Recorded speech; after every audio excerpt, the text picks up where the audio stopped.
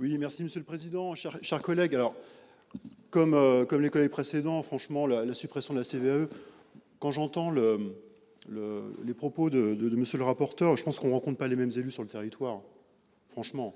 Enfin, moi, je suis encore dans une collectivité, une commune, je suis conseiller municipal, je suis membre d'une intercommunalité qui a, autour de Roissy, développe énormément de projets industriels, développement économique, qui est un territoire qui devient le territoire numéro 1 sur la capacité de développement économique en région parisienne. Je vous assurer que les élus de Roissy, Pays de France, et de ce morceau de l'Est du Val d'Oise sont tout à fait contre la suppression des impôts économiques, des impôts qui permettent à un moment donné de récupérer des moyens sur des territoires qui malheureusement sont souvent à la fois des territoires de développement éco, mais aussi des territoires qui sont maltraités par le développement économique. Les ports de Roissy, c'est énormément de valeur ajoutée, mais c'est aussi beaucoup de problématiques en termes de bruit, en termes de pollution, en termes de flux qu'il faut gérer. Tout ça, ça demande des moyens.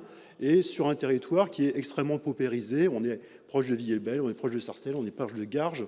Et si, à un moment donné, comme l'évoquaient les collègues précédents, on rompt ce lien entre la capacité de récupérer des moyens sur des territoires qui en ont besoin, je ne vois pas l'intérêt, à un moment donné, de mettre des moyens des collectivités pour accompagner le développement économique.